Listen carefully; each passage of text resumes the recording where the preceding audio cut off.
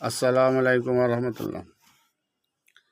Doctor ইউনূসের চীন সফর খুবই গুরুত্বপূর্ণ একটা এবং তাৎপর্যপূর্ণ বাংলাদেশের জন্য। প্রধান উপদেষ্টা ডক্টর মোহাম্মদ ইউনূস আগামী 26 থেকে 28 মার্চ চীন সফর করছেন এবং বাংলাদেশ চীন সম্পর্কের প্রেক্ষাপটে এবং বৃহত্তর ভূ রাজনৈতিক এবং সামরিক গতিপ্রকৃতির বিবেচনায় এ সফর যেসব কৌশলগত বিষয় নিয়ে আলোচনা হবে তা খুবই গুরুত্বপূর্ণ। প্রেসিডেন্ট জিং জিনপিং এর সাথে তার আলোচনা হবে, যা খুবই তাৎপর্যপূর্ণ। ডক্টর ইউনূস সফরের মাধ্যমে দ্বিপাক্ষিক সম্পর্ক জোরদার হবে এবং গুরুত্বপূর্ণ ইস্যুগুলোর সমাধানের সুযোগ সৃষ্টি হবে। অর্থনৈতিক অংশীদারিত্ব এবং কৃত্রিম বাণিজ্য ভারসাম্য, অবকাঠামো উন্নয়ন প্রকল্প, বেল্ট অ্যান্ড ইনিশিয়েটিভ আওতায় বাংলাদেশের ভূ অবকাঠামো প্রকল্পগুলো অর্থায়নের প্রধান উৎস হচ্ছে চীন।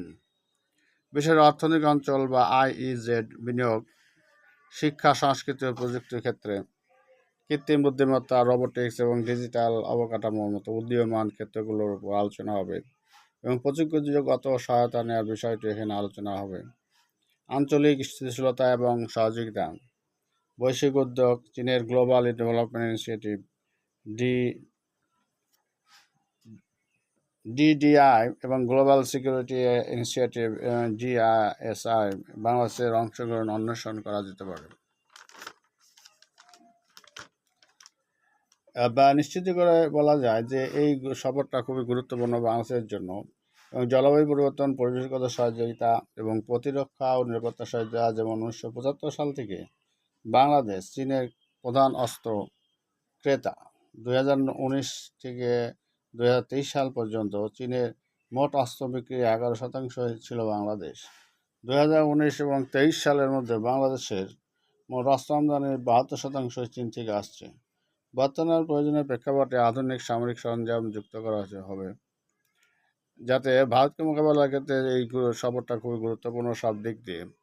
এই জন্য ভারত খুবই চিন্তিত এবং উদ্বিগ্ন।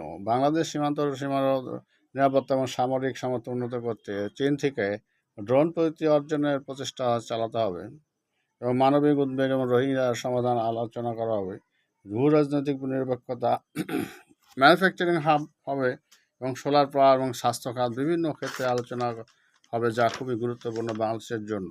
তিস্তা প্রকল্প একটি খুবই গুরুত্বপূর্ণ প্রকল্প। চীনের সুপার ড্যাম 2024 সালের 25শে ডিসেম্বর চীন আনুষ্ঠানিকভাবে বিশ্বের বৃহত্তম জলবিদ্যুৎ বাঁধ নির্মাণের অনুমোদন দিয়েছিল বাংলাদেশকে এবং তারই প্রেক্ষিতে ডক্টর ইউনূস আসার ফলে বাংলাদেশের সাথে চীনের সম্পর্ক আরও গভীর হয়েছে, যা ভারতের জন্য উদ্বেগ এবং উৎকণ্ঠার। আগামীতে চীনের সাথে সম্পর্ক জোরদারের মধ্যে বাংলাদেশ এগিয়ে যাবে সব দিক থেকে। এর গুরুত্বপূর্ণ আপডেট, বিভিন্ন রকম খবর পেতে এবং ডক্টর ইউনূস চীন সম্পর্কে খবর পাওয়ার জন্য চ্যানেলটিকে সাবস্ক্রাইব করবেন এবং পাশে থাকবেন। ধন্যবাদ সবাইকে।